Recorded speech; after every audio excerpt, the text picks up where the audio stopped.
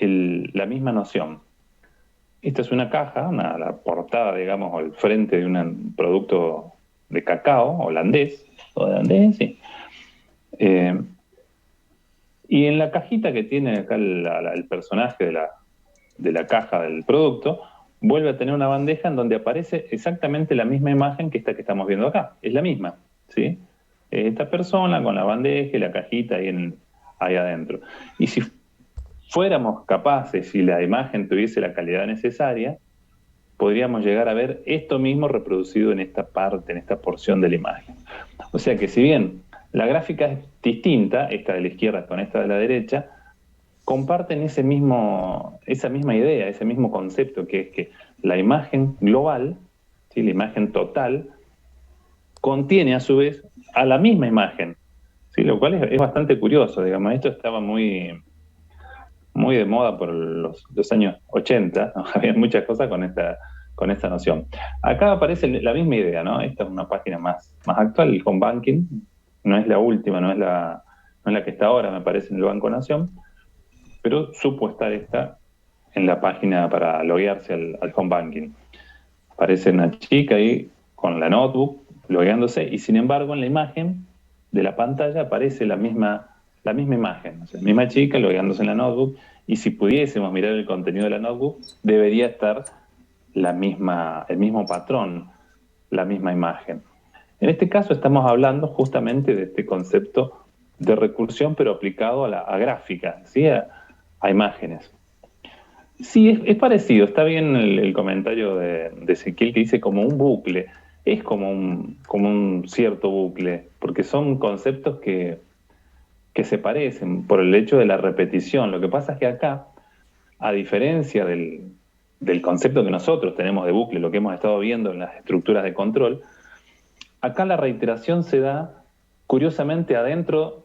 Es como que cada iteración, si lo tratamos de llevar a la analogía del bucle, cada iteración a su vez incluye a la anterior, es como que está algo adentro de lo otro. Eso es lo raro que tiene el concepto de la recursión planteada de esa manera.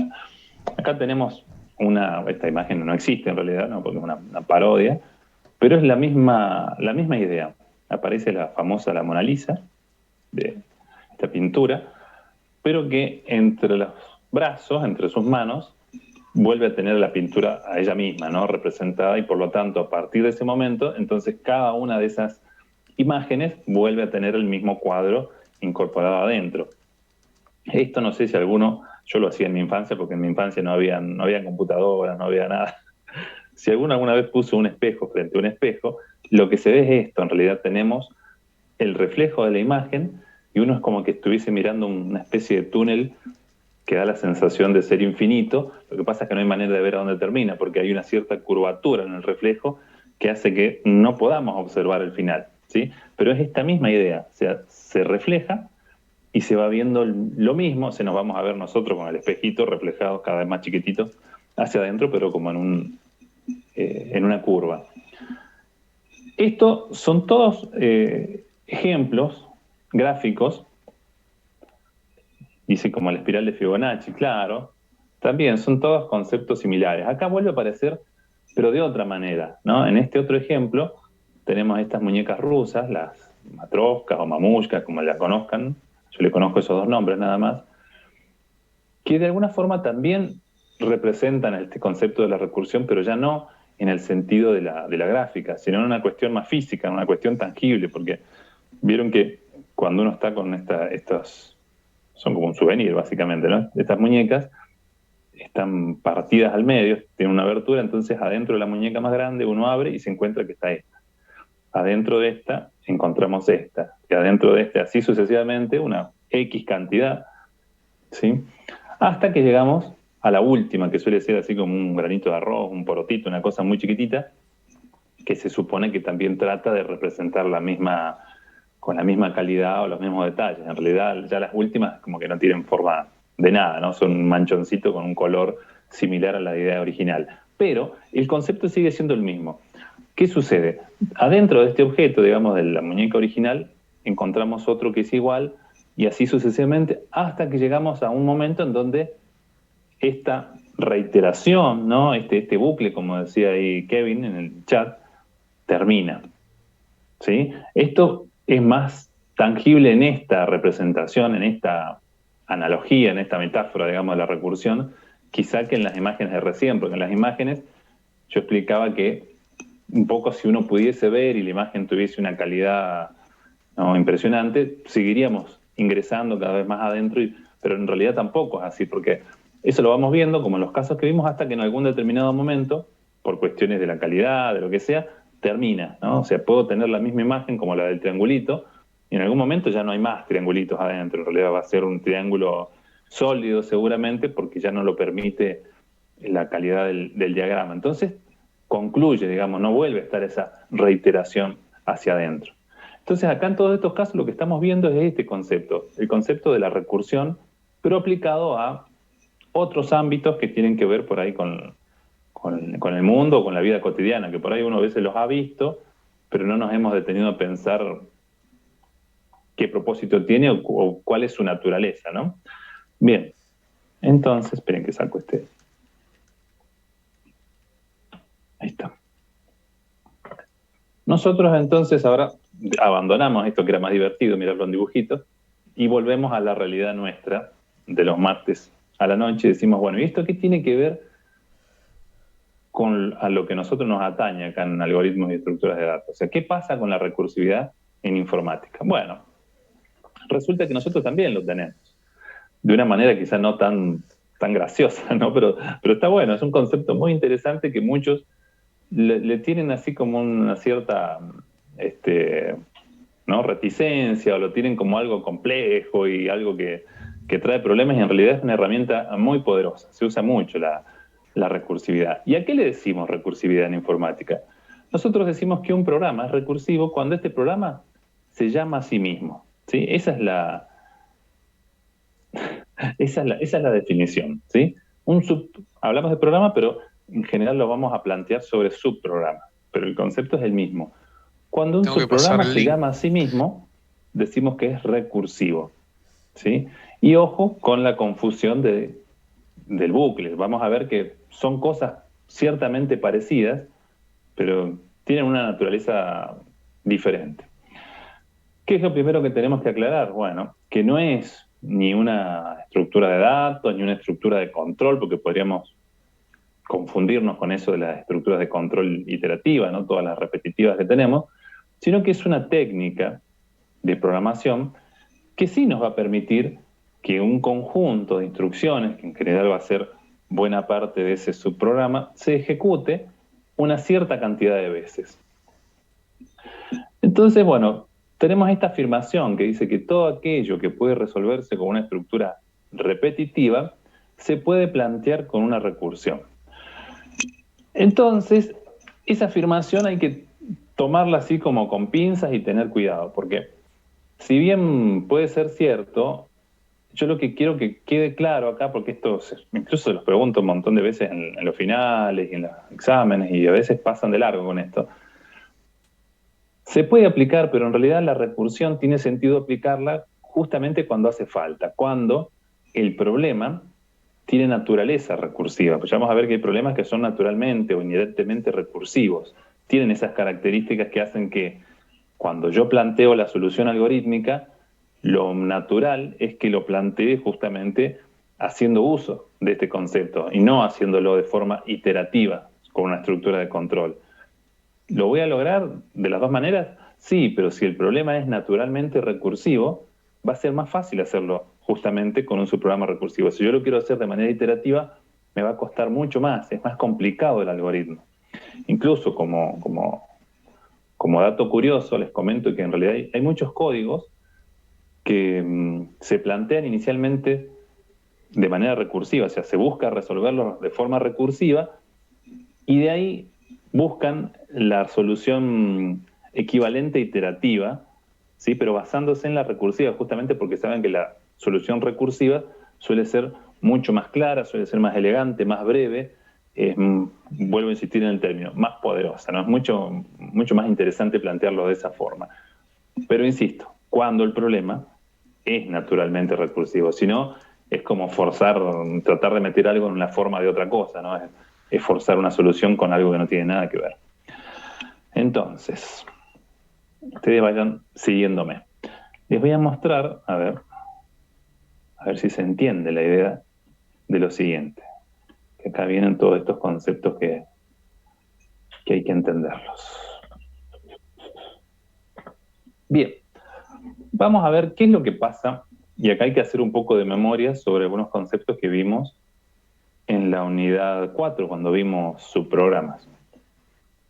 Pensemos, de momento no pensemos en recursión, pensemos en un subprograma, recordemos esos conceptos.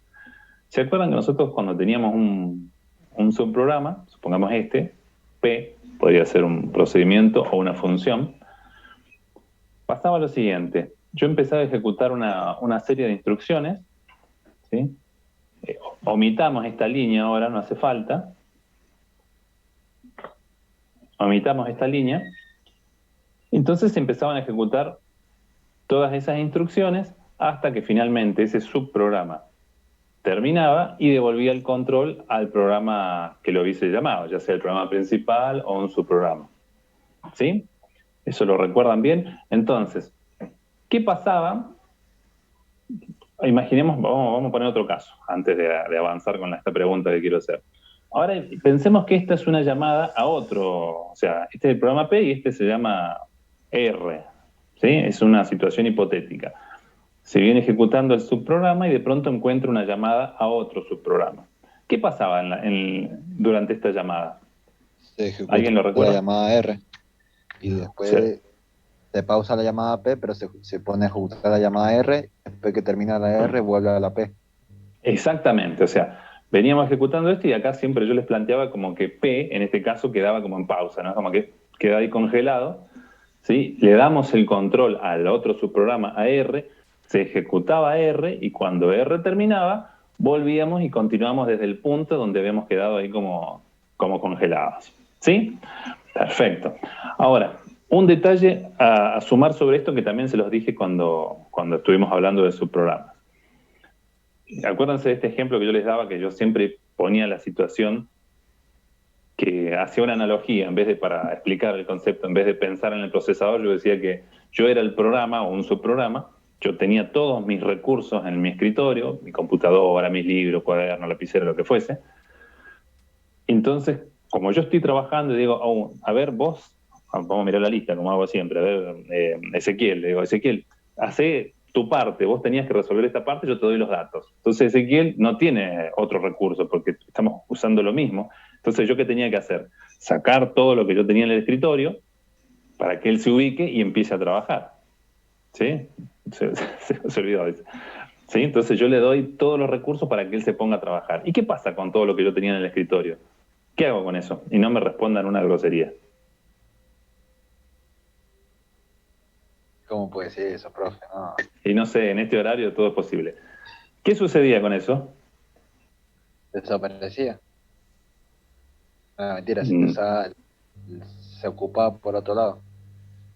Yo lo que hacía, fíjense que acá está, casi que está la respuesta acá. Uy, esperen que acá, dice pila del sistema. Lo que sucede es que todo eso yo lo tengo que guardar en algún lado. Es como cuando uno va al supermercado y te frenan y te dicen tenés que poner todo tu bolsito, las cosas que tenés las tenés que poner en el casillero, que no te dejan entrar con las cosas. Bueno, acá es lo mismo.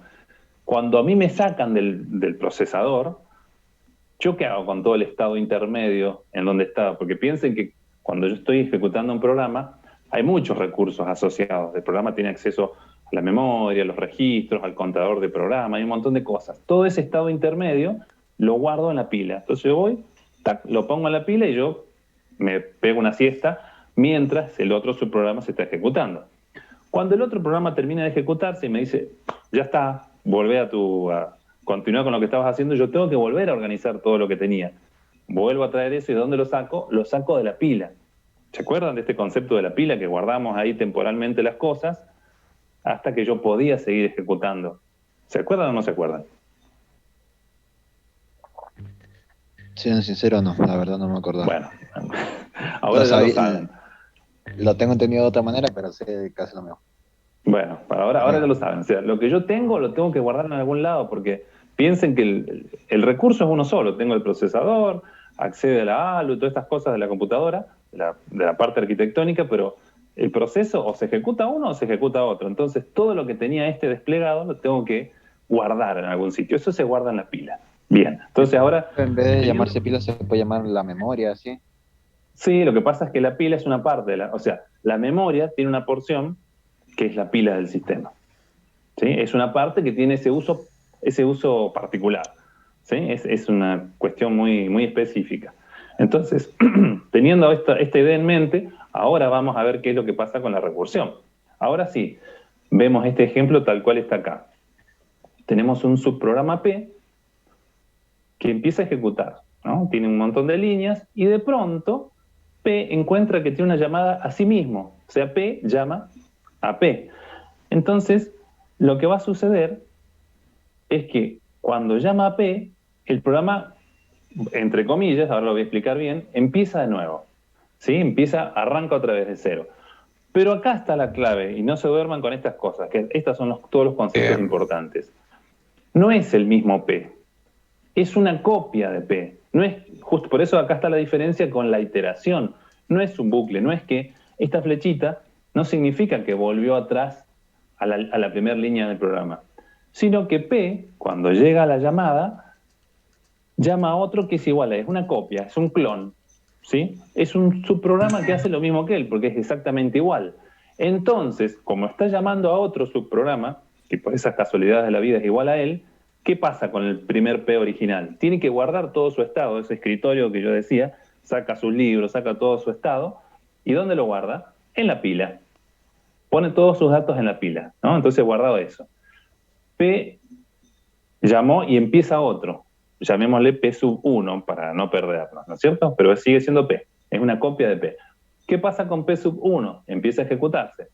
Viene línea tras línea tras línea y encuentra otra vez la llamada a P, que vuelve a ser sí mismo. Entonces, ahí está. Esta llamada hace que P sub 1 dice, ¿y yo ahora qué hago? Tengo que guardar todo lo que estaba haciendo. Guarda sus datos en la pila, ¿sí? Y ahora empieza a ejecutarse el P sub 2. Línea tras línea tras línea, encuentra otra vez la llamada a P. ¿Sí? Y así sucesivamente. Vamos a hacer de cuenta que llegamos hasta ahí. Hay 5 llamadas a P. Después vamos a ver bien los detalles de cuándo se produce esto, qué condiciones hay que reunir para que esto suceda. Pero fue una pregunta. Sí. Esto un poquito más adelante, pero ¿se puede hacer ir restándole los valores que ingresa por P? O sea, con un -1, por ejemplo, se pueden poner signos, acciones, operaciones matemáticas en la función. Sí, ya vamos a ver la lógica de cómo va a funcionar esto, porque esto no es, acá yo lo estoy explicando de forma genérica, ¿sí? O sea, les estoy dando el comportamiento general, pero esto tiene que cumplir ciertos requisitos para que funcione, porque si no, no va ni para atrás ni para adelante, ¿sí? Entonces, supongamos que hemos llegado al la quinta copia de P. Ya tenemos 5 instancias ejecutándose, por eso tenemos acá en la pila 5 estados guardados. Entonces viene el último, que por alguna razón esta línea la omite, la salta. Nosotros sabemos que tenemos estructuras de control que nos permiten hacer eso. Entonces, salta esta línea, sigue ejecutándose y termina. Termina ese quinto P que habíamos llamado. Entonces, al terminar, termina y ¿a dónde volvemos? ¿Dónde sigue ejecutándose esto?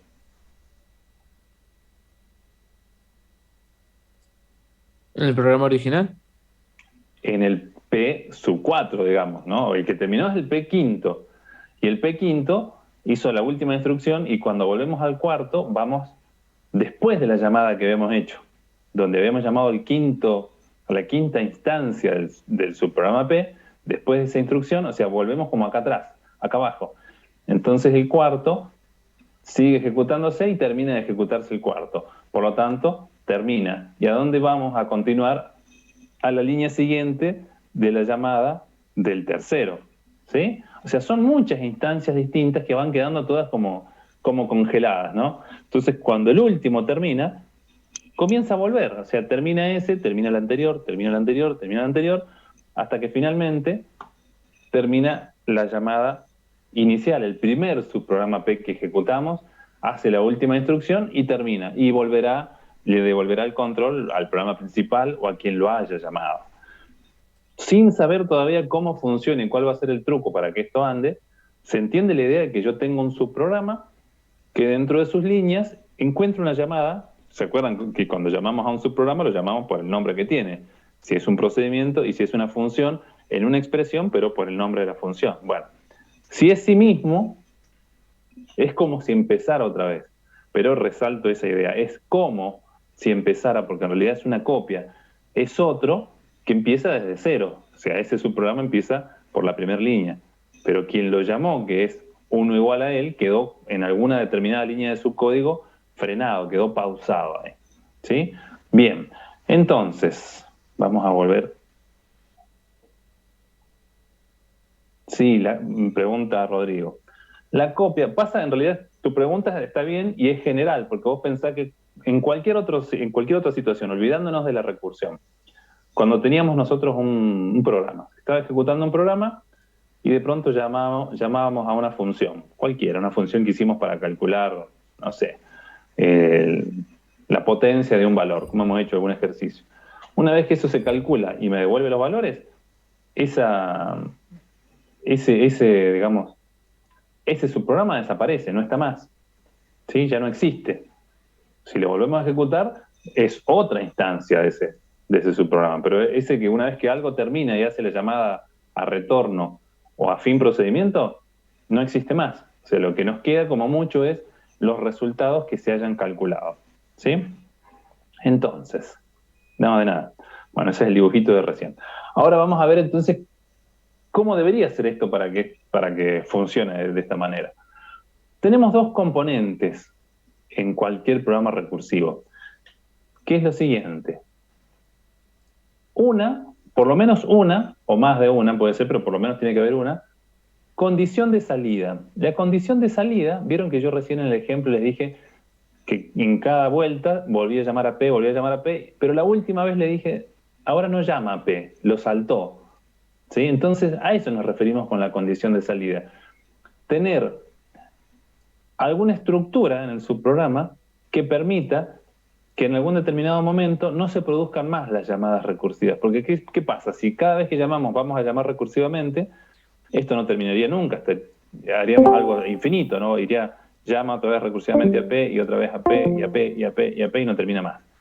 Entonces, en algún momento tenemos que cortar con esas llamadas recursivas, como decir, ya basta. Si hacemos la analogía de la muñeca la muñeca rusa, es como encontrar la muñeca chiquitita, la que es sólida, la que no tiene nada. Sí, bueno, está bien lo que dice Nicolás, que dice hasta que explote el programa, sí, es cierto, porque ahí también vamos a ver ahora, no sé si lo dice en esta diapositiva o en alguna otra, acá está, dice, fíjense, termino de explicar esto. Tenemos el caso de base es encontrar una situación en donde uno de estos subprogramas no vuelva a hacer la llamada recursiva, sino que termine y devuelva un resultado. Ese es el caso base. En la analogía es encontrar la muñeca chiquitita, ¿sí? Y tenemos que tener también una o varias partes o llamadas recursivas. En el programa puede tener más de una llamada recursiva a sí mismo. Se puede llamar en distintos lugares. Para que funcione la recursión, sí o sí necesita la llamada recursiva. Entonces, lo que explica acá, y ahora lo quiero explicar un poquito mejor, dice, cuando se ejecuta el subprograma recursivo, en algún momento se debe pasar por la condición de salida. La tengo que encontrar esta condición que me permita cortar con las llamadas. Acá dice que si no quedaría en un lazo infinito. Esto es teórico, pero en la realidad pasa lo que dice Nicolás. Revienta, no es que va a explotar la computadora, pero sí se va a romper el programa. ¿Por qué se va a romper el programa? Por lo siguiente. Por el ejemplo que yo les di recién, vieron que en cada llamada guardo cosas en la pila. ¿Sí? Cada vez que un subprograma llama a otro, o sea, se llama a sí mismo en este caso, guarda todo su estado intermedio en la pila. Bueno, en algún momento, si esto no termina, ¿qué sucede con esa pila? Se desborda, no tiene más espacio, claro, entonces cuando ya se nos satura la pila, se rompe la ejecución del programa. ¿Sí? O sea que eso del bucle infinito es una cuestión hipotética, ¿no? O sea, pasaría eso si tuviésemos una pila infinita, pero en realidad va a terminar rompiéndose el programa. exactamente. No, nos quedamos sin recursos, básicamente. Por lo tanto, la conclusión, la moraleja de esto es que para que funcione la recursión, siempre tenemos que tenemos que armar nuestro programa en base a estas dos condiciones y obviamente siempre tenemos que encontrar y tenemos que ejecutar en algún momento la instrucción que nos permita hallar la salida del programa, ¿sí? Cortar con esa recursión para que empiecen a terminar. Bien, entonces, ¿qué nombre les vamos a dar a cada una de estas partes? Esto de la condición de salida lo vamos a llamar o condición de salida, o caso base, o estado base, ¿sí? Siempre es el mismo concepto. Por ahí, yo no sé ustedes qué tanta información consultan más allá de lo que yo les doy, estaría bueno que miren siempre algo más, pero dependiendo del autor, del libro, de la página web, donde lo miren, puede cambiar el nombre, pero el concepto es exactamente el mismo, ¿no? Va a ser esa solución al problema sin aplicar la recursión o la recurrencia, o sea que cuando ejecuta un subprograma encuentra un resultado y ya está. Esa va a ser la situación que nos va a plantear la condición de salida. Y por el otro lado, tenemos que encontrar también cuando estemos planteando nuestro algoritmo lo que se llama la relación recurrente o relación recursiva o paso recursivo o caso recursivo. Es lo mismo, todo es el mismo concepto. Este va a ser normalmente la parte más complicada de identificar, hasta que uno ya se acostumbra y ya después con cierta facilidad tendríamos que poder identificar y poder plantear el problema de forma recursiva. Pero como nosotros naturalmente no estamos acostumbrados a pensar de esta forma, nos cuesta bastante, ¿sí? Por eso esta es una unidad que, como les decía, aunque no es larga, es poco el contenido. Una vez que explico los conceptos, ya lo tenemos. Lo que nos falta después es ejercitarlo y entenderlo, ¿no? Hacerlo natural. Bien, vamos a ver, les voy a mostrar otro ejemplito distinto, que yo siempre lo pongo como para explicar, pero me parece que al final siempre termina confundiendo. A ver ¿dónde lo tengo?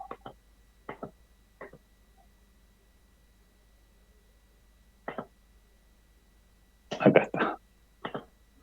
Veamos este. Vamos a ver, y esta también acá, esta es una unidad que requiere concentración extrema, mucha atención. A ver, sin llegar a la parte algorítmica, vamos a intentar analizar esta situación. Después vamos a ver otros ejemplos que posiblemente les sean más claros, pero yo quiero arrancar con este. Tengo este problema que quiero resolver. Quiero invertir una cadena. Si invertir una cadena significaría que si yo tengo una palabra, me quede escrita al revés. ¿Sí? Si yo tengo la palabra, no sé, iba a decir oso, pero justo oso es palíndromo, queda igual. Tengo la palabra mar, me tiene que quedar la palabra ram. ¿Sí? La veo a la inversa. Bien, entonces, ese es el concepto. Vamos a plantear qué sería el caso base y qué sería el caso o la relación recursiva. Yo acá doy esta noción. Yo digo, si imaginamos que esto lo vamos a hacer como en una función, el inverso de una cadena, ¿sí? Yo digo que va a ser igual a esa misma cadena, siempre y cuando se cumple esta condición, que sea la cadena vacía, la cadena nula, la que no tiene nada. O sea, la cadena nula, visto del derecho, visto del revés, es exactamente la misma. También sería válido con un solo carácter, pero esta forma es más general, pensar en la cadena vacía. ¿Sí? ¿Se entiende? O sea, yo estoy planteando, y acá hay otra clave para entender y para poder resolver todos los problemas que tienen que ver con la recursión, vamos a intentar siempre analizar, o definir, mejor dicho, igualdades, de qué es lo que yo quiero definir y a qué es igual, ¿sí? Por un lado vamos a definir qué es igual a un caso base y después vamos a definir qué es igual a una cierta relación recursiva. Entonces, yo digo esto, ¿no? El inverso de una cadena va a ser igual a la cadena, esta es la solución sin aplicar recursión, ¿sí? Siempre y cuando la cadena sea la cadena vacía. Eso es válido, nadie me lo puede discutir. O sea, si me lo quieren discutir, me lo discuten, pero lo estamos viendo. La cadena vacía, al revés, es la cadena vacía. Bien, ahora vamos a la parte complicada. Vamos a definir el inverso, o sea, la función que estamos definiendo es esta, inverso, ¿no? El inverso de una cadena, vamos a definirlo ahora de manera recursiva.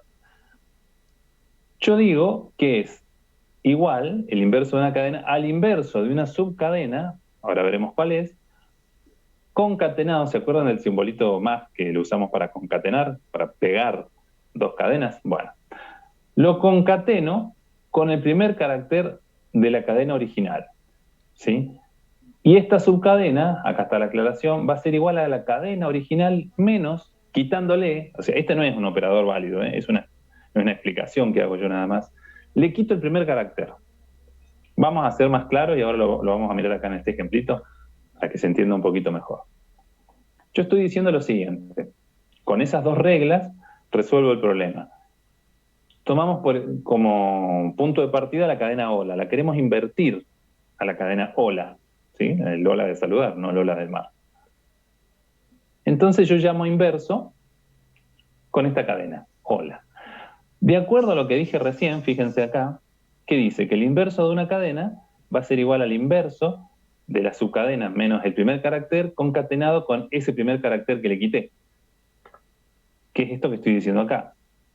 Todo esto que está acá arriba es igual a todo lo que está en el segundo renglón.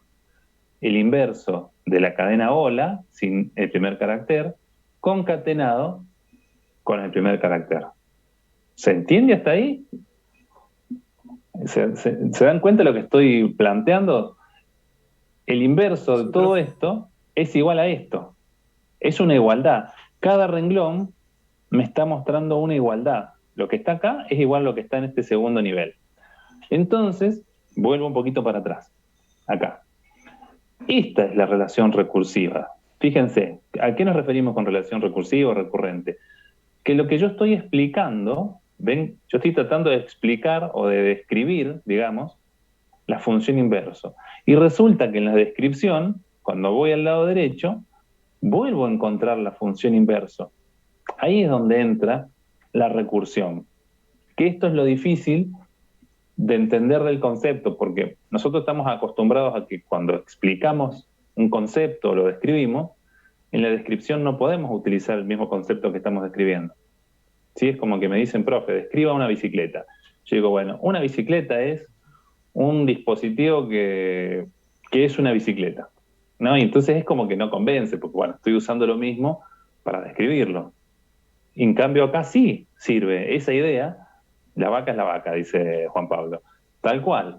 Pero acá sí nos sirve, en lo que estamos haciendo nosotros acá en algoritmos, sí nos sirve utilizar lo mismo que quiero definir, acá yo quiero definir inverso, y del lado derecho lo explico o lo describo o lo resuelvo en este caso, mejor dicho, usando otra vez el inverso. Entonces volvamos acá. Yo digo, insisto, inverso de hola, siguiendo esa regla que inventamos de aquel lado, va a ser el inverso de hola sin el primer carácter concatenado con la H. Y acá es donde se empieza a producir todo ese desarrollo de la recursión. ¿Por qué? Porque en esta igualdad resulta que la primera parte sigue sin resolverse, porque sigue apareciendo la función inverso. Entonces, aplicando la misma regla, ahora decimos que el inverso de hola, de este hola, sin H, va a ser el inverso de la concatenado con el primer carácter, o sea, con la O. ¿Le puedo ¿Sí? preguntar algo sobre el concatenar? ¿Cómo? ¿Le puedo preguntar algo sobre el concatenar? Sí, sí, sí. En el concatenar solo eso sería ¿no juntaría el segundo hola con la H? ¿O solo es para cuando se imprime por pantalla, imprime la hola más la H? Depende cómo lo queramos, lo querramos implementar, o sea, o lo vamos a concatenar físicamente, o sea, haciendo uso del operador de concatenación más, o lo podríamos estar mostrando. Dependiendo de la implementación que queramos hacer, las dos opciones son válidas, pero lo que nosotros queremos expresar acá, la idea que queremos expresar, es que fíjate que en esta segunda parte, tanto con la H como con la O, ya estamos sacando algunos caracteres, ¿no? Vamos como desarmando la expresión, Se siendo desarma que del porque lado izquierdo, está fuera del otro. Si en cambio el concatenar y la H estuviesen dentro del paréntesis, ahí quedaría, la siguiente pasaría hola, pero con la H al final. claro, sí, nosotros lo estamos sacando, ¿va? Fíjate que cuando lleguemos al final lo vamos Está. a terminar armando. Entonces, acá dijimos que hola, el inverso de este hola, es igual a la, o sea, el inverso de la concatenado con la O. Pero como sigue apareciendo la función inverso, nos la tenemos que sacar de encima en algún momento, ¿no? Entonces decimos que el inverso de la A va a ser igual al inverso de A concatenado con la L. Siempre estamos aplicando la misma regla, la que definimos nosotros. Y acá decimos que el inverso de A es igual al inverso de la cadena vacía concatenado con A. Y acá, fíjense que finalmente aparece la aplicación del caso base. El inverso de la cadena vacía es la cadena vacía. Entonces, acá es donde surge, ¿no?, la magia de la recursión. ¿Por qué? Porque al haber hecho toda esta serie de llamadas sucesivas a esta función inverso, se me termina armando el resultado que yo esperaba, porque ahora cuando yo tengo la cadena vacía, fíjate, todo esto es la cadena vacía ahora, se reemplaza por eso. Se concatena con la L, con la O y con la H, me queda lo que yo buscaba, la palabra aló con la H al final, que es el inverso de la palabra hola. O sea que finalmente se terminó resolviendo lo que queríamos hacer. ¿Sí? Y todo gracias a que pudimos hacer esta forma de representar la función. Esa es la parte también difícil, normalmente entiendo que de entender de la recursión, que cuando nosotros resolvemos algo recursivamente, no tenemos explícitamente puesto en nuestro código el proceso que estamos haciendo. Digamos, el proceso se da justamente en las sucesivas llamadas, en cuando se va desarmando toda esta serie de copias, como vimos hace un ratito, eso de P, P sub 1, P sub 2, en realidad son muchas copias de P hasta que finalmente aún hay uno de esos subprogramas P que no hace más la llamada recursiva, sino que encuentra el caso base y empieza todo a terminar. Acá pasa lo mismo. Yo tengo la función inverso, que vuelve a llamar inverso, y llama inverso, y inverso, y inverso, hasta que normalmente encuentra el caso base. Bien. ¿Cuál es el secreto para que esto funcione? Que es un poco lo que vos me decías hace un ratito, cuando me planteaste lo del -1 y esto, ¿no? Que en realidad, en cada llamada recursiva, en cada una de estas sucesivas llamadas que hace a sí mismo un subprograma, el argumento tiene que ir modificándose. Ahí está el secreto, ¿sí? Con una cierta lógica, ¿no? Pero normalmente el argumento se va reduciendo. Puede haber alguna excepción y que los números crezcan, sea de otra forma, pero normalmente pasa eso, que, por ejemplo, acá, el argumento inicial, ¿qué era? La palabra hola, pero la segunda vez que llamé, recursivamente llamé con la palabra hola sin H. La tercera vez que llamé con la palabra la cuarta con la palabra A, la quinta con la cadena vacía. La cadena que fui analizando en cada una de las llamadas recursivas se fue achicando, ¿sí? Entonces, ese es el secreto para que la recursión funcione, porque si nosotros no modificamos el argumento, los parámetros que pasamos, ahí sí nos vamos a encontrar con la famosa situación del bucle infinito, que en definitiva lo que va a terminar haciendo es romper la ejecución por una falta de recursos. Porque si nada cambia entre cada llamada, va a intentar hacer lo mismo y lo mismo y lo mismo y lo mismo, y no funciona. En cambio, lo que tenemos que hacer siempre es reducir el problema. Cada vez tenemos que trabajar con un problema más chiquitito hasta que sea tan sencillo ese problema que coincida con nuestro caso base. Eso encuentra un resultado final y ahí podemos, en base a ese resultado, empezar a ir volviendo a armar el resultado general que era el problema que teníamos planteado. A ver, vamos a avanzar. Vamos a ver un ejemplo distinto, que por ahí, al ser numérico, puede dar la sensación de que es más sencillo de entender. A ver, me voy a volver a cambiar porque el otro creo que está más bonito en el otro lado. Espera un poquito.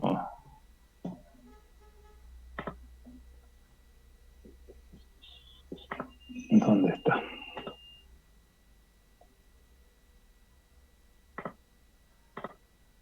Bien, acá está.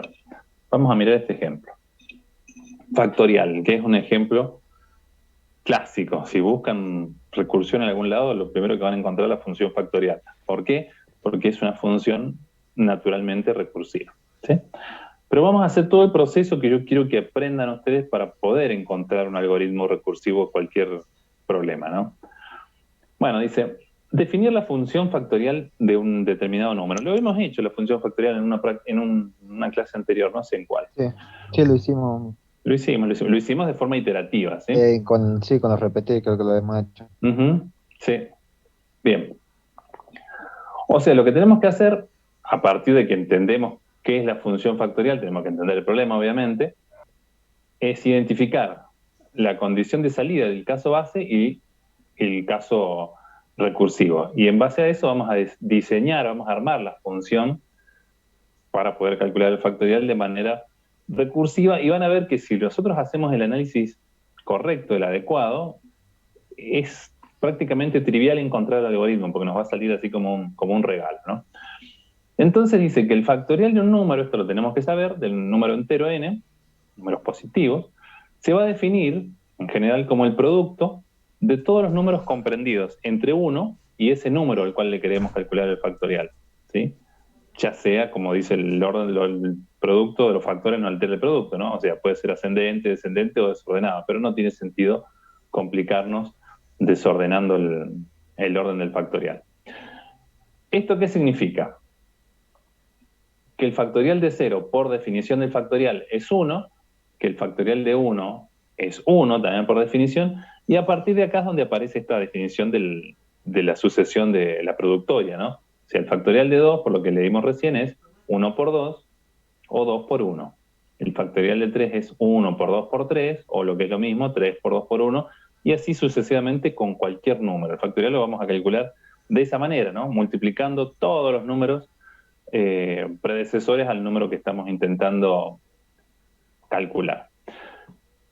Ahora, en base a esa productoria, podemos ver este fenómeno, ¿no? Decimos, analicemos un caso, el factorial de 4. Dijimos que el factorial de 4 es 4 por 3 por 2 por 1. O sea, que adentro del factorial de 4 podemos pensar que estamos usando el factorial de 3. ¿Por qué? Porque el factorial de 3 es 3 por 2 por 1, que es exactamente esto que está acá, ¿no? 3 por 2 por 1 es el factorial de 3. O sea que el factorial de 4 es 4 por el factorial de 3. Si ahora queremos analizar, decimos, bueno, ¿y qué es el factorial de 3? ¿No? Hacemos el mismo análisis, decimos que el factorial de 3 es 3 por 2 por 1. Pero usando la misma lógica, sabemos que 2 por 1 es el factorial de 2. Por lo tanto, el factorial de 3 podría verse como 3 por el factorial de 2. ¿Qué estamos diciendo? Que el factorial de cualquier número es ese número multiplicado por el factorial de ese número menos 1. ¿Sí? Si lo definimos de manera genérica, vamos a encontrar esto que está acá. Acá está mi secreto de todo este asunto. Del lado izquierdo, ubico lo que yo quiero resolver, lo que yo quiero definir. En este caso, yo quiero encontrar la expresión recursiva para la función factorial. Entonces digo que, bueno, n factorial, o sea, la función factorial para un determinado n, ¿a qué es igual? Y yo abro esta llave y parto, digamos, en dos ramas que serían los dos casos. Primero analicemos qué es lo que yo planteo como condición de salida o caso base. Decimos que es una igualdad, fíjense que yo siempre pongo igual, que el factorial de n es igual a 1, les estamos encontrando un valor final, si n es igual a 0. ¿Eso es cierto? Sí, porque lo dice la misma definición, el factorial de n es 1. ¿Sí? N, factorial de n, es 1. Se le estoy poniendo un valor a la función, ya está. Digo, ¿el factorial de n cuánto es? 1, digo yo. Pero si n es igual a 0, esa es mi condición. Ahora, ¿qué pasa si n no es igual a 0? Acá es donde aparece la definición recursiva, que es lo que estábamos analizando acá arriba. Miramos la otra rama, decimos que el factorial de n va a ser igual a n multiplicado por el factorial de n menos 1. Esto siempre y cuando n sea mayor que 0. Entonces ahí estamos abarcando todo. El caso base, por un lado, cuando n es 0, y cuando n es mayor que 0, ponemos el caso recursivo. ¿Y dónde está la recursividad? Acá, justamente, fíjense, factorial de n, y acá que tengo, factorial de n menos 1. O sea, en la igualdad, igual que en el caso de la inversión de la cadena, tengo de un lado el factorial de n y del otro lado tengo el factorial de n menos 1. O sea que estoy describiendo, estoy expresando la función factorial en base a la función factorial. ¿Sí? Pero la diferencia es que la que uso del lado derecho no es exactamente la misma, o sea, no tiene el mismo argumento. Acá, ¿el argumento cuál es? N, factorial de n. Y acá es factorial de n menos 1, pero como lo multiplico por n, me queda planteada la igualdad. ¿Se entiende? Ahí está la clave de todo. Si esto se entiende, ya vamos por buen camino. Si no se entiende, hay que seguir insistiendo. ¿Se entiende esa idea, chicos? Sí, profe. Sé que es Yo sí, difícil, profe. ¿eh? Yo la Bien, entiendo. buenísimo. Bien, bien. Entonces, vamos a avanzar un poquito. Fíjense en esto. Planteamos esta igualdad, ¿no es cierto? Ya tenemos ahí la definición, encontramos el caso base y el paso recursivo. ¿Cuál era nuestro objetivo? Encontrar el algoritmo. Yo quiero escribir el programa recursivo que resuelve esto. Bien, si eso lo tenemos en mente, que es esto mismo que lo puse acá para tenerlo presente, fijémonos que el algoritmo que escribo sale literal de nuestro análisis. Miren, función factorial, ¿sí? El nombre de la función es lo que está acá, factorial. ¿Qué argumento tiene la función? N, bueno, le pongo el mismo nombre si quieren.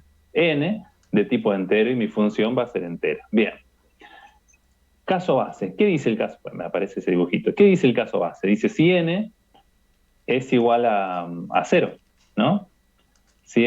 Otra vez. Si n es igual a 0, ¿qué pasa? La función da 1. Eso es lo que pongo acá. Si n es igual a 0, entonces el factorial ¿a cuánto es igual? A 1, caso base. Si no, cuando n es mayor que 0, ¿qué tengo que hacer? Me dice que el factorial a qué es igual, mi igualdad, a n por el factorial de n menos 1. Es lo que escribí acá. Si no, el factorial va a ser igual a n por el factorial de n menos 1. Esa es la llamada recursiva. Fin sí y retorno. Es literalmente lo que acabamos de escribir en la llave, lo pasamos adentro del algoritmo y ahí tenemos nuestro programa. Sí, si hacemos este análisis, podemos no hacerlo, ¿no? Pero yo se los recomiendo porque cuando uno lo piensa, encuentra con más claridad cuál es el caso base y encuentra esta igualdad. Acuérdense que esto que está acá, n y 1, es una igualdad. Y n, o sea, factorial de n, ¿no? Y n por factorial de n menos 1 también es una igualdad. O sea, estamos planteando en esta llave a qué es igual en el caso base y a qué es igual cuando es el caso general, ¿sí? Un valor genérico para cualquier n que no sea el del caso base. Vamos a ver si esto, cómo funciona, a ver si ahora también se entiende un poquito mejor Vamos a hacer una traza, un seguimiento para explicar esto de las famosas copias, porque yo lo explico y da la sensación de que se entiende, pero después a veces cuando les repregunto, veo que cuesta que cuaje ese concepto, ¿no? Veamos esto. Tenemos un programa, lo llamé ejemplo 1. Este programa tiene una variable n, podría tener cualquier otro nombre, de tipo entero. ¿Y qué hace el programa? Dice escribir el factorial de 4, o sea, toma un número cualquiera, el 4, ¿y qué hace? Llama a la función factorial con 4, ese valor lo guarda en la variable n y después escribe n. Podríamos haber escrito directamente también, pero no es lo que nos interesa. Ahora nos interesa ver qué pasa con la función factorial. Esta es la que acabamos de implementar recién. Entonces, cuando se viene ejecutando este programa y encuentra esta línea, ¿qué sucede? Dice factorial de 4. Llamamos al subprograma factorial, ¿con qué argumento? Con 4, que es esta llamada que está ahí. Entonces llamamos a él. Nos metemos en el factorial de 4. ¿Sí? El programa principal quedó en pausa, quedó congelado ahí en esa línea.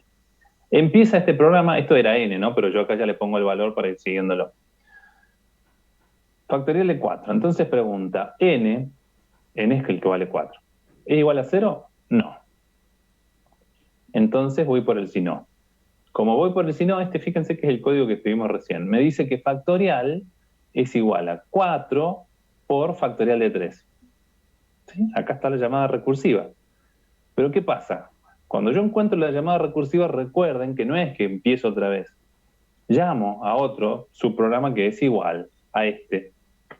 Llamo a factorial, pero ahora ¿con qué argumento? Con 3. Empieza a ejecutarse y dice, ¿n es igual a 0? No. Voy al si no. Como voy al si no, digo que factorial es igual a 3 por factorial de 2. Como encuentro otra llamada, la llamada recursiva, tengo que ingresar a otra instancia de ese subprograma, que es el mismo, es una copia, pero que es una copia que está trabajando cada vez con un problema más chiquitito, acuérdense de eso. Empezamos con factorial de 4 y ahora estamos metidos en uno que es factorial de 2. ¿N es igual a 0? No, que 2 no es igual a 0, entonces voy al si no. Me dice que factorial, entonces es 2 por factorial de 1. Otra vez tengo que llamar a factorial. Así funciona la recursión. Una pregunta. Sí. ¿Acá no habría un problema con el que se repite el mismo nombre? No, porque no es que tengamos dos programas iguales. Ese sería un problema si vos quisieras escribir en tu programa, viste que nosotros teníamos el programa principal y tenías todos los subprogramas asociados, ¿no? Si vos quisieses escribir dos subprogramas con el mismo nombre, sí vas a tener un problema. Pero este no es que tiene el mismo nombre, es él, lo está llamando a él, ¿sí? Lo que pasa es que lo está llamando distintas instancias de ese mismo subprograma y por lo tanto cada una de estas instancias diferentes, yo siempre le digo que son como clones, ¿no? Es una copia exacta, pero que está trabajando con un problema distinto, le estamos dando un problema más chiquitito. ¿Sí? Bueno, acá entonces entramos. N ahora vale 1 y pregunta, ¿N es igual a 0? No, porque vale 1. Vamos al si no y me dice que factorial es 1, o sea, acuérdense que este valor que está acá no está puesto en el código, acá inicialmente que decía n. El código dice factorial es igual a n por factorial de n menos 1. Entonces, como n es 1, ponemos 1 por factorial de 1 menos 1, 0, ¿no? Entonces, llamo otra vez, porque tengo otra vez la llamada recursiva, llamo a factorial de 0. Llamo a factorial de 0, ingreso. Empieza y dice, n es igual a 0, por fin se cumple esta condición, porque 0 es igual a 0. Entonces, finalmente hemos encontrado el caso base. Veníamos haciendo puras llamadas recursivas hasta que en esta llamada, cuando el n tomó el valor 0, encontramos el caso base, lo que nos rompe la recursividad, no hay más recursividad acá. Entonces dice que factorial es igual a 1. ¿Cuál es la línea siguiente? Fin sí y retorno. Entonces, factorial de 0, ¿cuánto devuelve? 1. Ese es el resultado que me trae el retorno. ¿Y a dónde volvemos con este valor? Que esa es una pregunta que le pregunto en los finales y me dicen cualquier cosa en el final. Me dicen, se lo devuelve el programa principal. No, porque, claro, vuelve al anterior, al factorial de 1, porque veníamos haciendo esto de ir guardando en la pila y nos fueron quedando un montón de llamadas, todas como en pausa, ¿no? Así como congeladas. Como los chicos en la escuela que juegan y dicen estatua y se quedan quietos, bueno, están todos en estatua. Volvemos con ese 1 cuando llamamos a retorno. Y fíjense que este vuelve ¿a dónde? Acá, a factorial de 1. ¿Y ese 1 a dónde? ¿Qué lugar ocupa ese 1? Me reemplaza la llamada de la función, ¿sí? Y al reemplazarme, porque acuérdense que lo que dijimos de las funciones es que el resultado lo traen en el nombre. Entonces vuelve ese 1 ahí. Por lo tanto, ahora me dice que factorial de 1, ¿a qué va a ser igual? A 1 por 1. ¿Sí? Entonces, factorial de 1 también me da 1. Y tiene lógica porque es lo que dice la definición. Retorno. ¿Retorno con ese 1 a dónde retorno? 2. A la llamada anterior que factorial de 2. Exactamente. Y volví con un 1, porque factorial de 1 me devolvió 1. Entonces ahora me dice que factorial de 2 finalmente se resuelve y encuentro un valor que dice que es 2 por 1. 2 por 1, 2. Retorno. Este valor 2, ¿a dónde vuelve? A factorial de 3. ¿Sí? Vuelve ese valor, entonces me dice que factorial de 3 es 3 por 2, que eso me da 6. Y este valor 6, cuando hacemos el retorno, ¿a dónde vuelve? Y a la llamada de factorial de 4. ¿Sí? Reemplaza el valor, que es 6, y lo acabamos de calcular, entonces finalmente factorial de 4 me dice que es 4 por 6. 6 por 4, 24, retorno. ¿A dónde me lleva ese retorno? Al programa principal. Por fin salimos de todas esas llamadas recursivas y ese 24 vuelve ahí y finalmente cuando esto lo ejecutamos nosotros, entonces me dice en la pantalla, el factorial de 4 es 24. Ese es todo el recorrido que hicimos paseando, digamos, con las llamadas recursivas. Pero recapitulemos un poquito. ¿Qué hicimos? Nos plantearon un problema, nos dijeron, hay que implementar la función factorial. Pero nos dijeron, pero hay que hacerla de forma recursiva. Entonces, ¿qué hicimos? Lo analizamos. Dijimos, a ver, ¿cómo es el factorial? Dijimos, es el número multiplicado por todos los números anteriores hasta llegar a 1. Bien. Si esto pasa siempre así, si es la regla del factorial, dedujimos que entonces un número era igual a hacer toda esa multiplicación o a multiplicar ese número por el factorial del número predecesor. Ahí encontramos la relación recursiva. ¿Y cómo encontramos el caso base? Y bueno, donde no entraba la recursión, que era normalmente con el número más chiquito. Dijimos, ¿cuánto es el factorial de 0? 1, por definición. Eso lo planteamos como caso base. Una vez que armamos esa igualdad, de ahí llegamos directamente al algoritmo. ¿Sí? Y después lo que hicimos acá fue hacer la prueba como para ver si esto efectivamente se cumplía y si funcionaba. Bien, veamos un segundo ejemplo. A ver si este es el que otro clásico ejemplo de recursión. Vamos a hacer todo el mismo análisis, a ver si nos sirve como para ir reforzando la idea. Fibonacci. Es simpático Fibonacci. Dice, la serie de Fibonacci es la sucesión de infinitos números naturales que comienza con 0 y con 1. O sea, esos son los dos primeros términos de la sucesión. ¿Cómo generamos todos los demás términos? Sumando los dos anteriores. Por lo tanto, este término que está acá es el resultado de sumar 0 más 1, 1. Este es la suma de 1 más 1. El 3 es la suma de 1 más 2. El 5 de 2 más 3 y así sucesivamente. Bien, cómo crece de rápido la sucesión. Se van haciendo mucho más grandes los números. Bien, vamos a hacer el análisis de la llave para ver cómo podemos plantear Fibonacci de manera recursiva. Esto es lo que dijimos recién. Vamos a reescribirlo de otra forma. Por definición, Fibonacci de 0 es 0 y Fibonacci de 1 es 1, que son los dos primeros términos. A partir de ahí, los siguientes, por ejemplo, Fibonacci de 2, dijimos que era 1 más 0, o sea, estos dos anteriores. Lo que es lo mismo decir que es Fibonacci de 1 más Fibonacci de 0, esto que está acá. ¿Sí? Veamos el siguiente. Fibonacci de 3 es 1 más 1, que es igual a 2. O sea, este más este. O sea que Fibonacci de 3 es lo mismo que decir que es Fibonacci de 2, este que está acá, más Fibonacci de 1. Y ahí ya lo tenemos, ¿no? Vamos a plantearlo. O sea, estamos haciendo siempre que el término siguiente es igual a la suma de los dos términos anteriores. Incluso lo dice la definición. Esta es la famosa llave. Entonces yo digo, bien, planteo, la función Fibonacci para un determinado n, cualquiera, genérico, va a ser igual a ese mismo n, acá estoy hallando el caso base, si a Fibonacci de n es igual a n, eso es lo que estoy afirmando yo, siempre y cuando n sea igual a 0 o n sea igual a 1. ¿Sí? Los dos primeros términos coinciden, ¿sí? El término con el valor que tiene que tener. Entonces digo que este es el caso, condición de salida. Fíjense que en este caso estamos encontrando dos condiciones de salida. ¿Se acuerdan que cuando empezamos la clase y las primeras condiciones o características que mencioné, dije que el algoritmo recursivo tenía que tener al menos un caso base, al menos uno, podría tener más de uno. Y lo mismo sucede con las llamadas recursivas, al menos una llamada recursiva o más. Entonces, acá tenemos la condición de salida o caso base. Si el n que estoy analizando es 0, esto me está diciendo que el Fibonacci va a dar 0.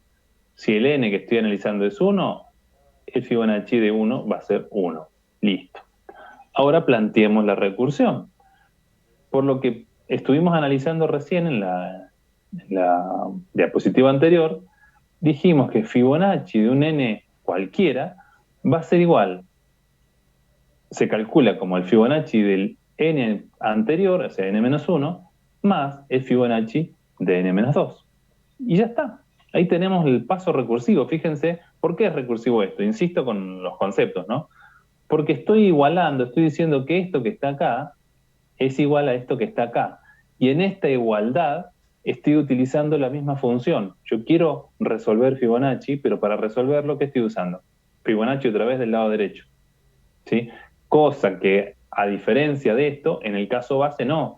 En el caso base yo estoy resolviendo la función encontrando un valor concreto, sin volver a utilizar la misma función, ¿sí? Acá no la estoy utilizando, por eso es el caso base. Ese es el porotito de la muñeca rusa, ¿no? El último, ya no tiene recursión, es un resultado concreto.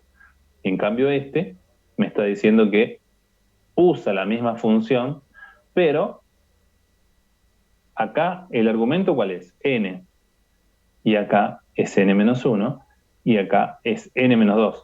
Siempre tiene que cambiar el argumento. Si ustedes supongamos que están haciendo un ejercicio, lo están analizando y escriben y dicen, ahí lo tengo, hice lo mismo que me dijo el profe, hice la llave, me quedó excelente.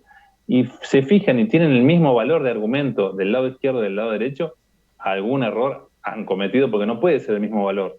Porque si yo del lado derecho acá hubiese puesto algo Fibonacci de n, no está cambiando nada. Entonces cuando vaya a resolverlo, lo va a estar calculando siempre para el mismo número, siempre para el mismo número, y esto no va a progresar, no va a ir encontrando una solución, ¿sí? Tiene que cambiar el número y normalmente ese número que cambia tiende siempre a achicarse, a hacer un análisis de un número más chiquitito, que nos permita encontrar el caso base, ¿sí? Entonces, recordemos esta llave que hicimos acá, igual creo que la tengo en la otra acá, está más chiquitito, pero es lo mismo, como para tener un machete, un recordatorio.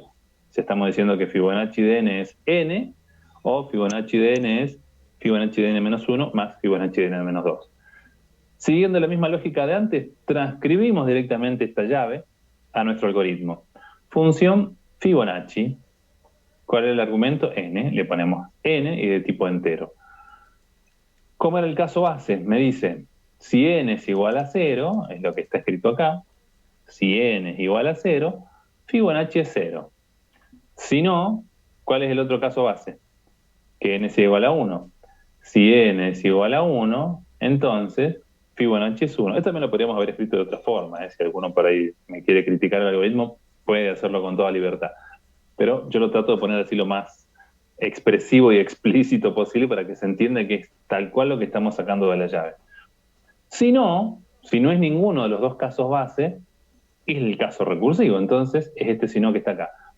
Digo que Fibonacci de n, acá está la n, acá la tenemos puesto acá, pero la n para nosotros es esta, el argumento está ahí arriba. Fibonacci de n va a ser igual a Fibonacci de n-1 más Fibonacci de n-2. Fin sí, retorno. Y ahí terminó. Fíjense qué cortito nos quedan. Aparte de eso, creo que lo mencioné un poco a la pasada hace un rato, cuando el problema es recursivo, y la expresión de nuestra función o nuestro procedimiento está bien hecho, normalmente suelen quedar códigos bastante breves porque son bien descriptivos. Lo que estamos logrando acá es describir la función Fibonacci, ¿ven? Y lo mismo que hicimos en factorial. Yo planteo la función y digo a qué es igual, pero ahí es donde está un poco que el encanto, la magia y a su vez la dificultad para entenderlo. No está expresada la forma de cálculo, no tenemos desarrollado cómo se hace el cálculo, sino que está desarrollado siempre una forma expresiva de decir a qué es igual, ¿sí? Justamente por eso planteamos la igualdad en la llave, ¿no? La función va a ser igual a esto que está acá, pero no está incluido todo el cálculo. Eso es lo que a veces nos hace confundir y decir, no, pero ¿y dónde están todos los otros términos anteriores? Y bueno, en realidad están incluidos acá, que cuando yo hago la llamada recursiva, va a ir trabajando cada vez con números más chiquitos hasta que finalmente encuentren el caso base. Ahora veamos lo siguiente. Avanzo sobre esto. Vamos a hacer la traza ahora de Fibonacci, pero para un número chiquito, porque si no nos va a dar un ataque acá. Bien. Programa ejemplo 2. Tenemos un n y yo digo, escribir Fibonacci de 3. Quiero una cosa muy modesta, ¿no? No me quiero volver loco haciendo la traza. Entonces, llamo con Fibonacci de 3. Directamente le pongo el 3 así como una constante en el argumento, no hay ningún problema con eso, está bien. llamo, ¿no? Cuando hago esta llamada, lo que pasa es que me manda, se frena el programa, este ejemplo 2 queda congelado ahí y entramos a Fibonacci de 3. Bien, este quiero que lo vean porque es distinto al anterior. Empieza la ejecución y pregunta, ¿n es igual a 3? No. 3, o sea, 3 es igual a 0, sería la pregunta. No, no es 3 igual a 0.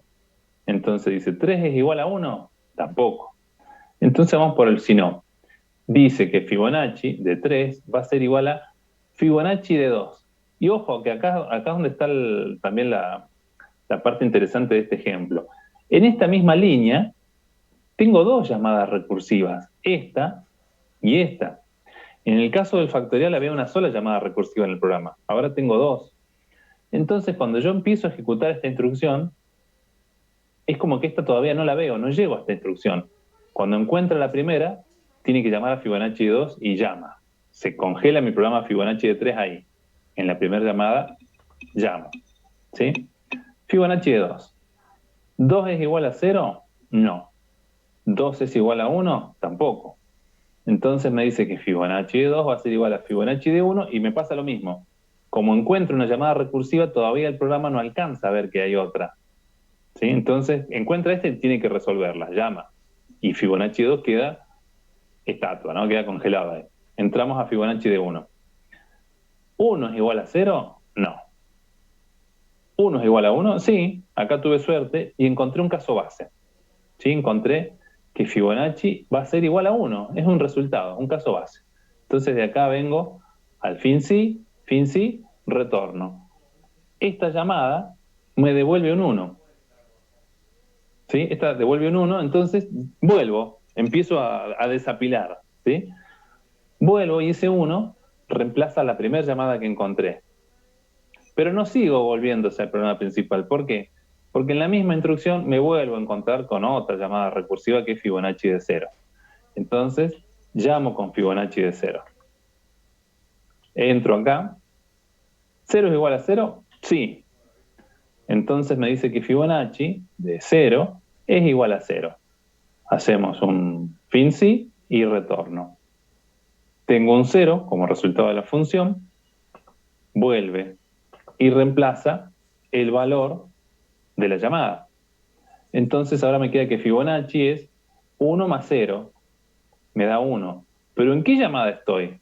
Estoy en Fibonacci de 2, ¿sí? Entonces este 1 vuelve, seguimos desapilando y volviendo, y me reemplaza la primera llamada que había hecho, en la primera llamada de Fibonacci de 3, que era el problema inicial que habíamos tenido. Y recién ahora aparece la segunda instrucción, segunda llamada recursiva de este subprograma. Entonces ahora encuentro Fibonacci de 1 y ahora vamos a hacer una moraleja de esto también. Y tengo que entrar a Fibonacci de 1. Acá es donde viene también la confusión de muchos que dicen, pero profe, si ya lo habíamos calculado Fibonacci de 1 hace un ratito. Sí, lo calculamos, pero lo calculamos cuando estábamos calculando esta. La encontramos adentro de esta llamada Fibonacci de 2. Pero cada llamada de estos subprogramas es independiente, no es que porque ya lo calculé, ya conozco el valor, porque eso se calculó, se usó, encontró un resultado y volvió y lo devolvió a quien debía devolverlo. Pero esta es otra llamada, esta que está acá es otra. Por lo tanto, también la tengo que resolver, aunque ya lo haya hecho antes. Entonces acá otra vez encuentro Fibonacci de 1. ¿1 es igual a 0? No. ¿1 es igual a 1? Sí.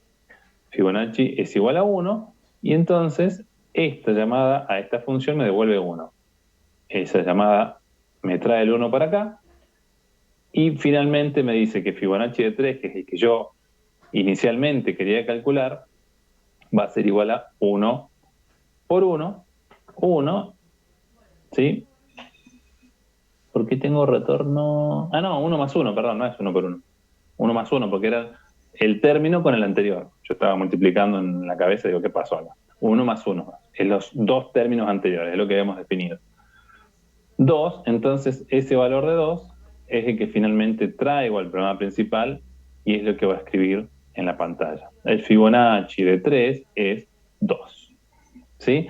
Entonces, acá el proceso fue el mismo, hicimos exactamente el mismo tipo de análisis, o sea, se nos planteó un problema, lo analizamos, encontramos qué relación había para poder describirlo de forma recursiva, encontramos el caso base y en base al resultado de ese análisis, que era nuestro diagrama de llaves, lo pudimos escribir como un algoritmo. En esta parte lo que hicimos fue una simulación, una traza como para ver cómo se comporta esto. O sea, yo a propósito me tomé el trabajo de hacer todos estos dibujitos para que vean que tengo el programa y el programa llama a una determinada función, la función recursiva, en este caso Fibonacci.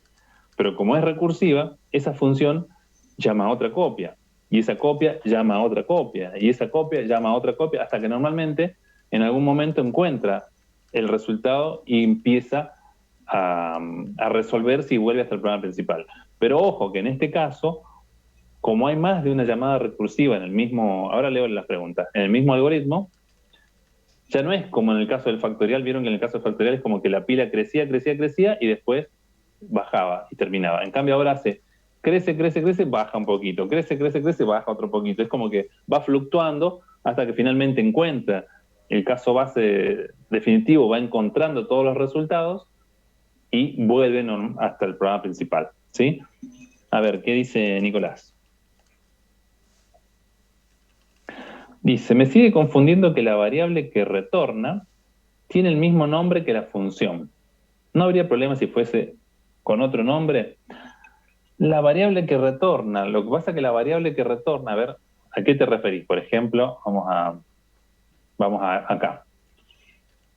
La variable en realidad es la función, si es eso a lo que te estás refiriendo, porque lo que devuelve una función es un resultado, sin importar el tipo que tenga, pero siempre ese número vuelve en el nombre de la función.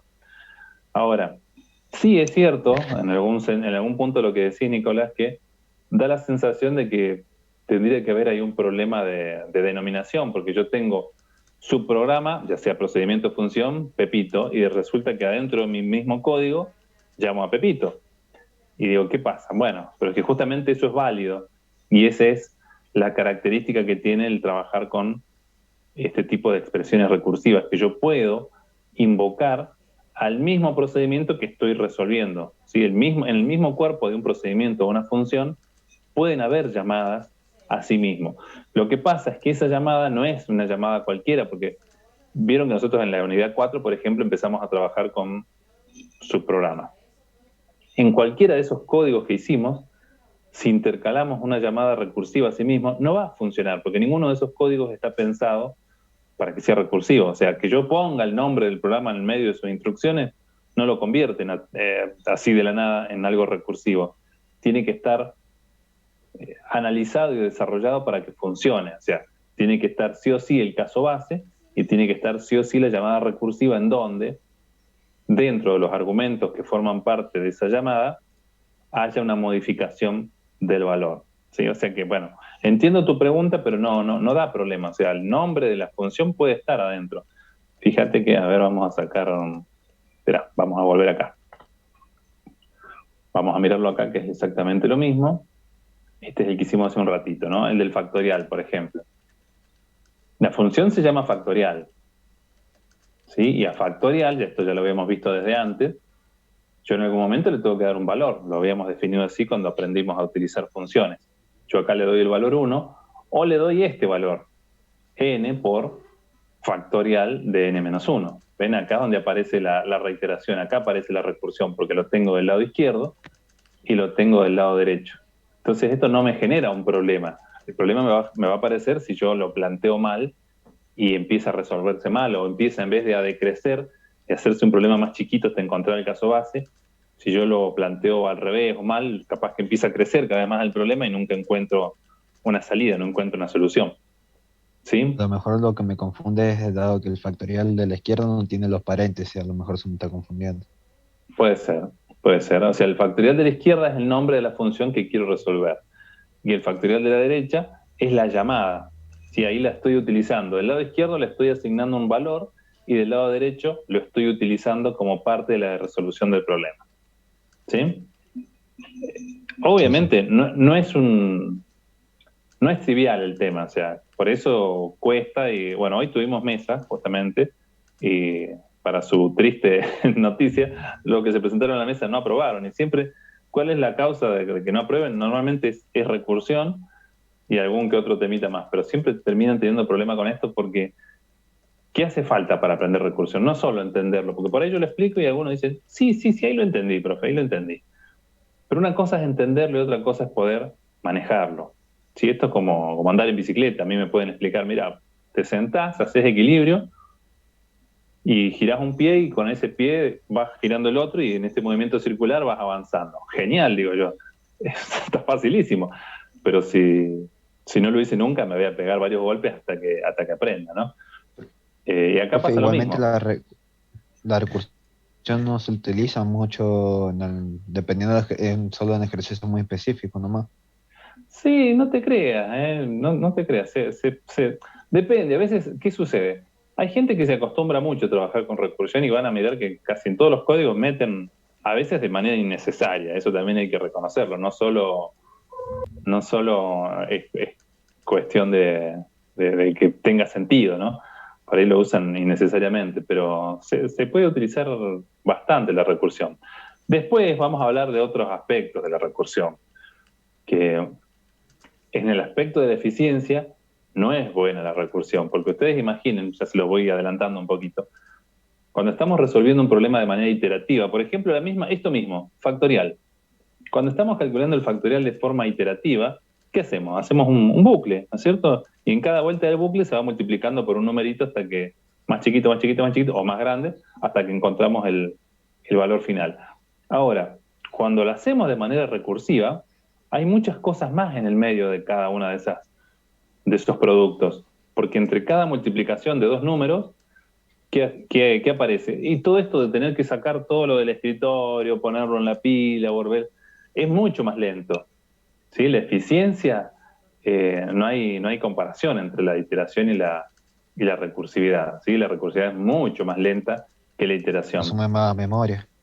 Claro, sí, tiene varias contras, digamos así, entre comillas, pero eso no lo hace que sea malo, porque en realidad la ventaja que tiene la recursión es que me permite resolver problemas de una manera mucho más rápida y más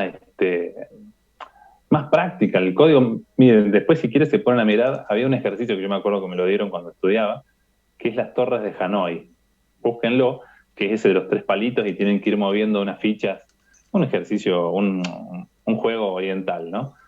Y tienen que ir moviendo unos discos que tienen cierto tamaño para llevarlo desde la primera torre hasta la tercera, ¿sí? Que son en forma Lo de que, triángulo las torres. claro. Entonces lo que no se puede hacer es poner una más grande arriba de una chiquita. Eso no se puede hacer. Bueno, Ah, ya si sé eso lo cuál tienen que decir. hacer, claro, si eso lo tienen que hacer de forma iterativa, es un dolor de cabeza porque cuesta mucho. Ahora, cuando uno lo analiza y lo puede plantear de forma recursiva, es mucho más fácil, ¿sí? Bueno, y esto pasa con un montón de problemas. Por eso les digo, la gracia es utilizar la recursión cuando el problema lo amerita. Cuando el problema es recursivo, entonces, al plantearlo de forma recursiva, la resolución sale fácil. Ahora, si nosotros lo queremos meter a la fuerza en cualquier cosa porque nos parece que la recursión es la solución a todo, y nos vamos a complicar un poco la vida. Incluso en muchos de los ejercicios que les dan en las profes de práctica, no son ejercicios recursivos, o sea, se los plantean de forma recursiva justamente para que ustedes se peleen con el concepto y lo prueben, lo practiquen y le encuentren una solución. Pero muchos de esos ejercicios se pueden resolver con mayor facilidad y mayor eficiencia de forma iterativa. Hoy se presentaron 5, en realidad, habían 5 anotados. 3 arrugaron al último momento, entonces no se presentaron, y los 2 que se presentaron finalmente, que ya se habían presentado en mesas anteriores y habían desaprobado por la misma razón, no escarmentaron, porque vinieron igual que la vez pasada, no es que se pusieron y estudiaron más y repasaron e hicieron mucho más ejercicio. Vienen igual, entonces, bueno, al venir igual, no se pudieron subir a la bicicleta, básicamente. Es triste, pero es cuestión de práctica nada más. Bien, 1% de probabilidad de 99 de fe, profe. sí, sí. A ver, esto es lo mismo que hicimos recién, pero recién lo hicimos más bonito con esos globitos.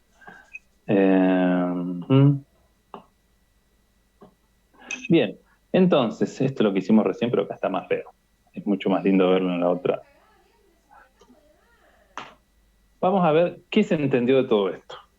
Después ustedes van a poner a trabajar, igual tenemos la clase después, felizmente. Pero intentemos hacer esto a ver si se entiende, si no yo los voy a ayudar, obviamente. Hice definir una función recursiva, obviamente, para multiplicar dos enteros. O sea, yo tengo el número m y el número n, y los quiero multiplicar, pero esto lo quiero hacer con recursión. ¿Sí? Pista ayuda como para que sepan para dónde salir. Bueno, primero que nada, traten de plantearlo, hagan ese análisis que les dije con la llavecita, a ver a qué es igual, cuál sería el caso base y cuál sería la relación recursiva. ¿Por dónde habría que enfocar este problema? Este lo hicimos también cuando aprendimos las estructuras de control iterativas. ¿Qué hicimos en aquel momento? Dijimos que la multiplicación, por definición, ¿a qué es igual?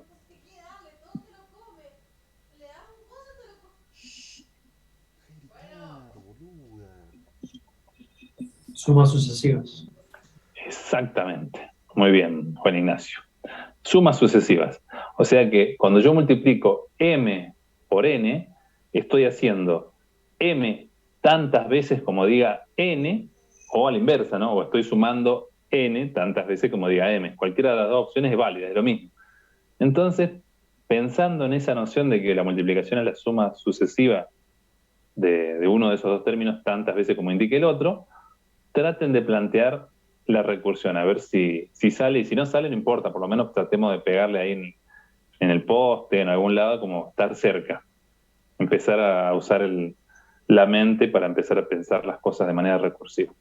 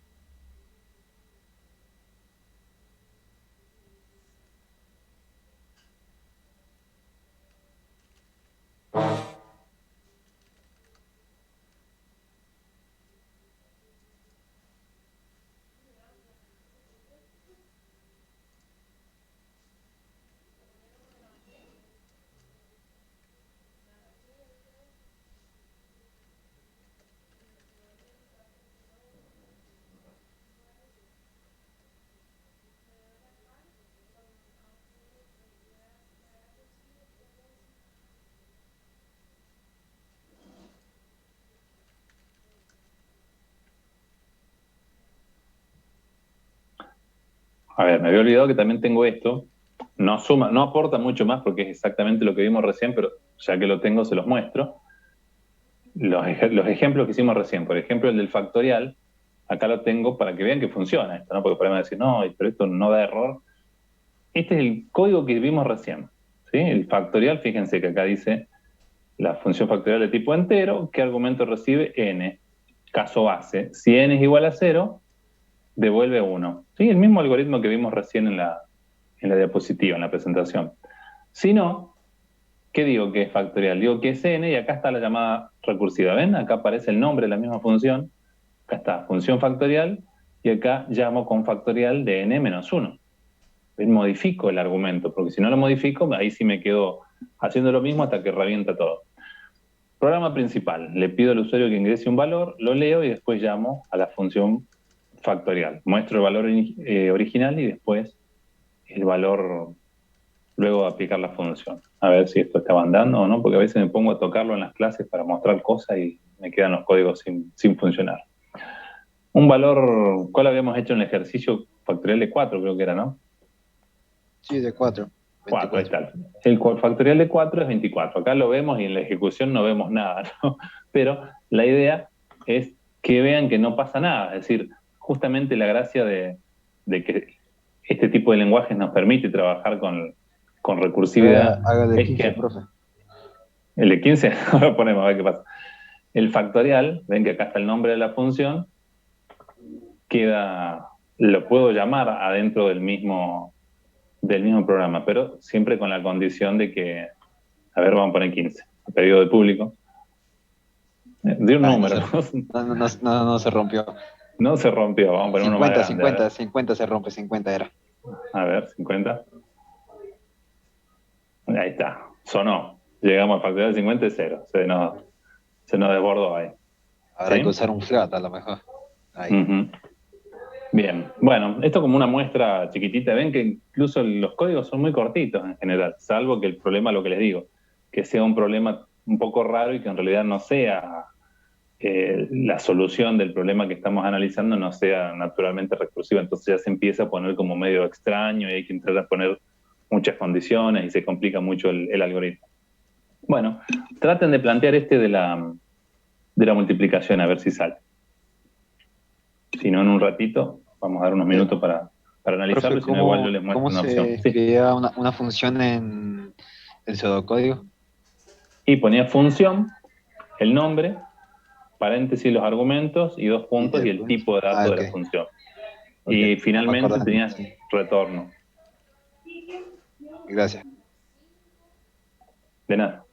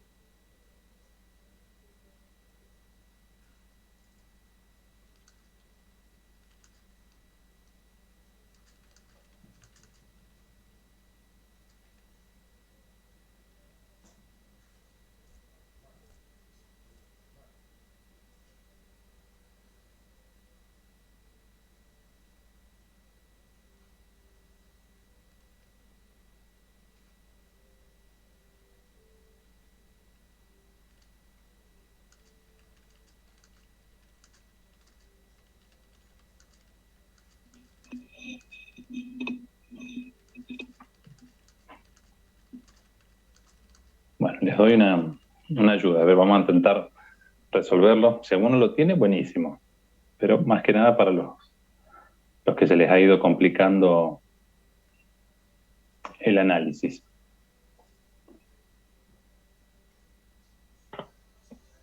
Esto que tenemos acá.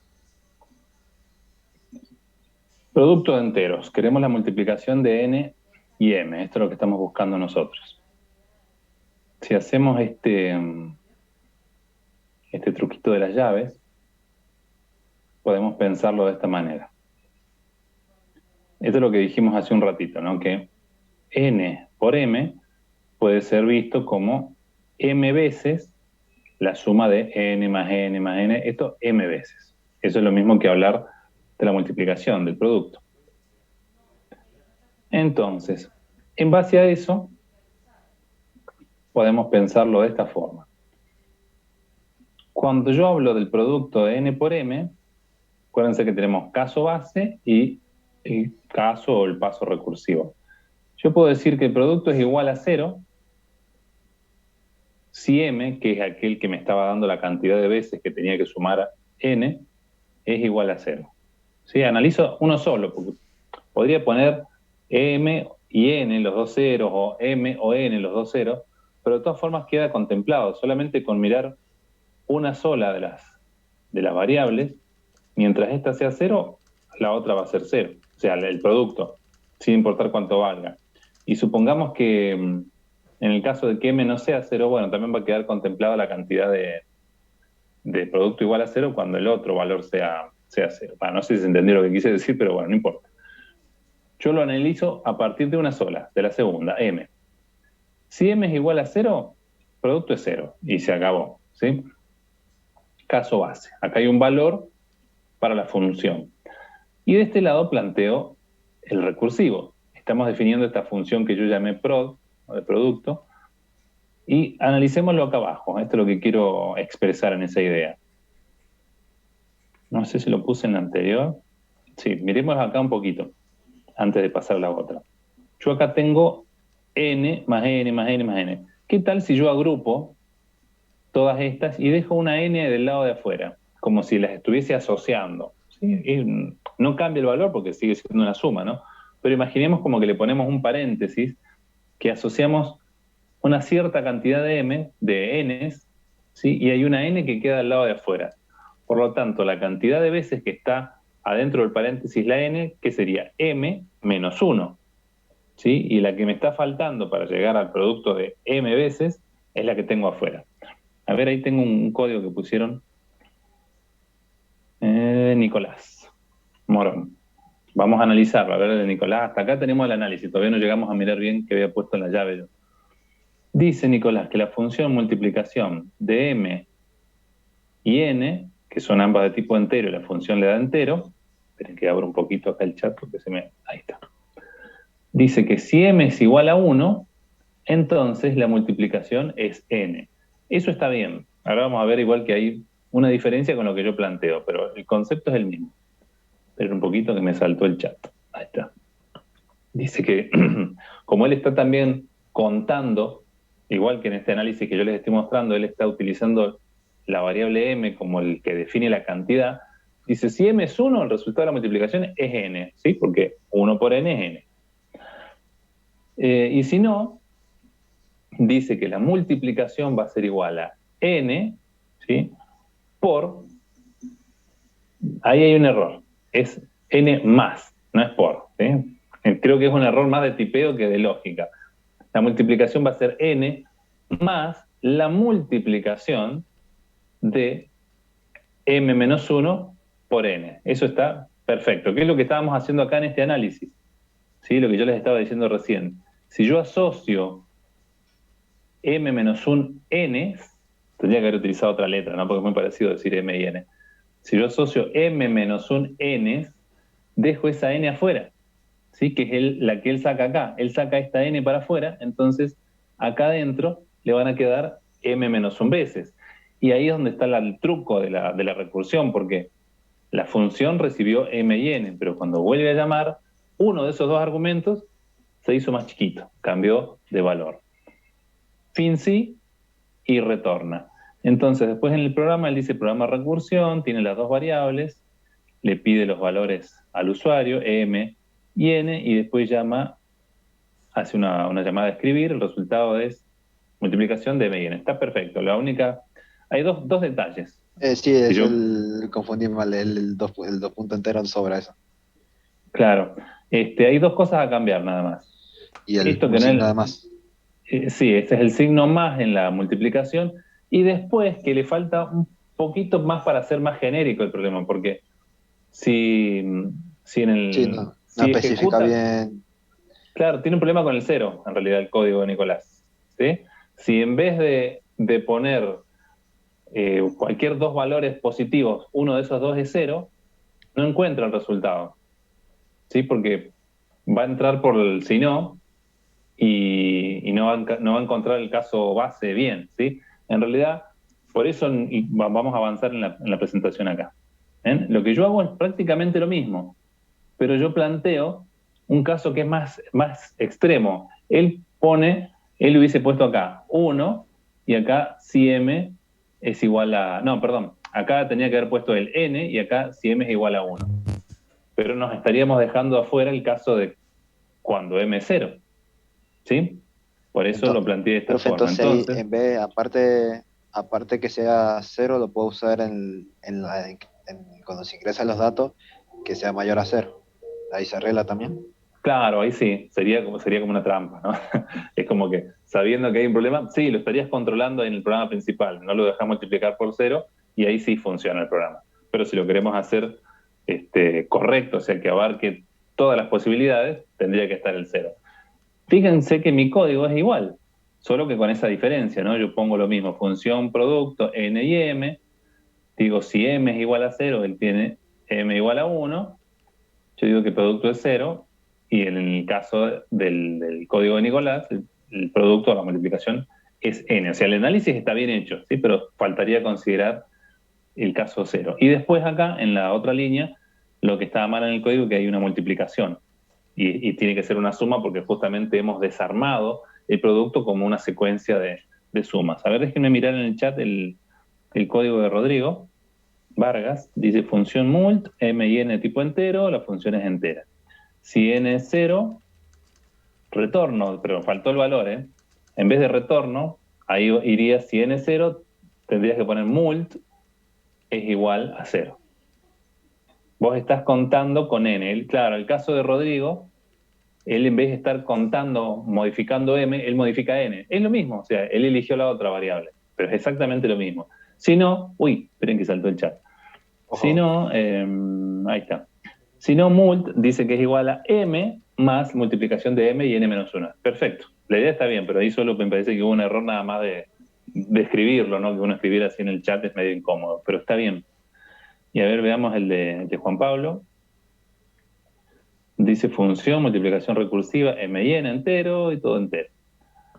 Faltaría el inicio, después dice si m es igual a 1, entonces multiplicación de recursiva. Ahí tenés un error de sintáctico, porque en el caso base que estás planteando, que vos igual lo estás igualando a 1, como en el caso de Nicolás de recién, no le tenés que poner los argumentos del lado izquierdo, solamente es el nombre de la función.